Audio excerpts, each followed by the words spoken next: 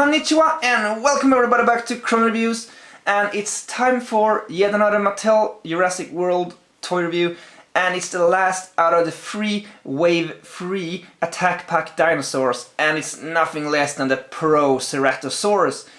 And this one is the one I looked forward to the most, simply because I love the look of it, and after seeing the actual photos of this dinosaur, it was a lot darker and more dark brownish gray colored instead of a dark but not this dark gray, and it looked so much more appealing in person than it looked on the preview images. It still looked good back there, but this blows it away even more. And also, this is actually one of the canon dinosaurs in the franchise. It have never been seen in the flesh on screen. However, it was featured in the DNA capsules that Nedry was stealing in Jurassic Park. It was actually there. You can see the name on one of the embryos, and that makes it a movie canon dinosaurs. But just like the Mattel, it's one of those off-screen dinosaurs that went extinct or was never cloned. The Mattel, however, was extinct prior to Fallen Kingdom, but it was in the park in Jurassic World. It was just never seen on screen. However, this one, as far as I know, was never cloned because the park went down and the DNA was never used, but they had the DNA. Maybe they had it on Site B or something, I'm not sure. I can't tell for sure, but we have never seen it, but it's a movie canon dinosaur. Enough talking about the history of the Proceratosaurus. The package itself is really nice, just like all attack packs. It's very basic. It have the same own and blue picture and the name here, Proceratosaurus. It have the cage design, the lava background, and the logo.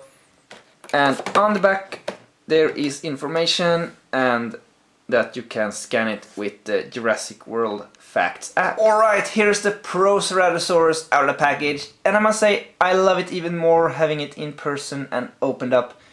It's just so neat looking. It's dark, it looks like a stalker dinosaur that could hide at night.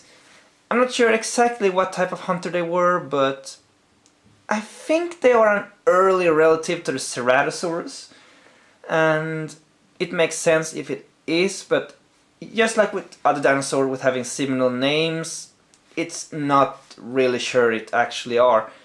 I need to read up a little bit on it, but I like the look of it, and I'm not sure how scientific accurate the sculpt are, but as far as I know from pictures I've seen on them, it's similar enough. You can see clearly what species this is.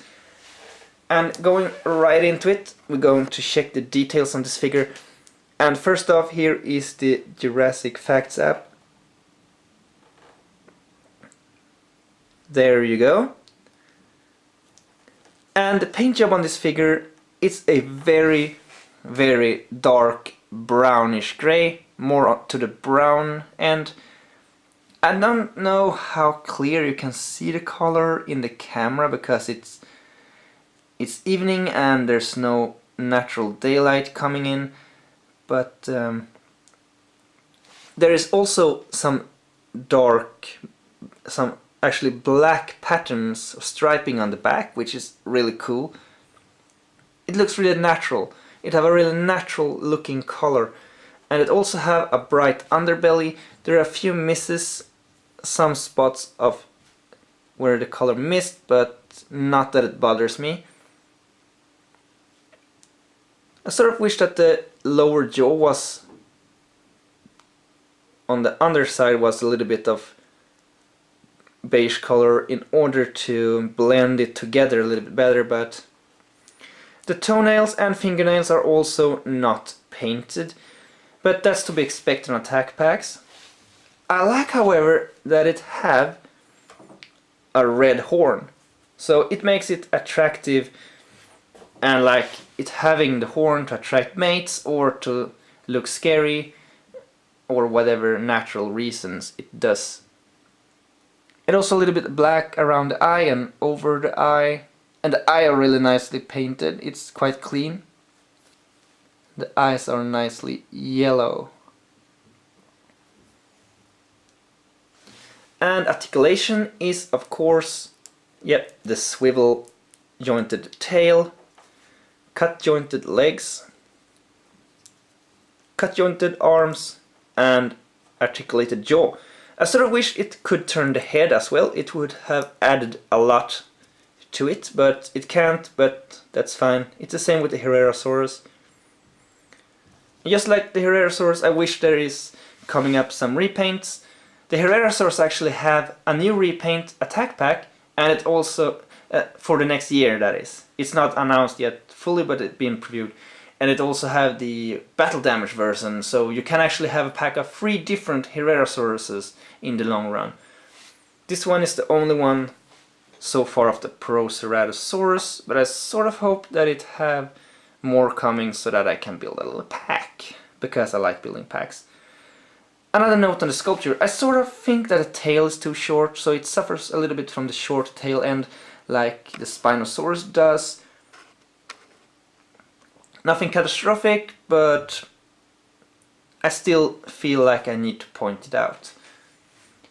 And as far as sizing goes, it's way too big for Owen, because I think they are supposed to be like this high. And it's even slightly too big for Alan Grant, but it's a lot closer. So just like most of the attack packs actually, they scale best with Kenner. But as I said so many times before, for the play value, it's still good that they have a decent size. So let's compare to another carnivore. So it's basically raptor sized. They're supposed to be smaller than raptors, but it's basically raptor sized. And I think that's the standard size for small carnivores by Mattel. But I won't complain on that. Next up, we're going to compare it to its large cousin, the Ceratosaurus. So they look pretty good together. Let's push this for the fun of it. Yep. They look neat together. And to conclude the Wave 3 attack packs, I'm going to give you all of them together. So here they are, all the 3 of them. And they look great. This is actually one of my favorite lines because all of them are attractive in their own ways.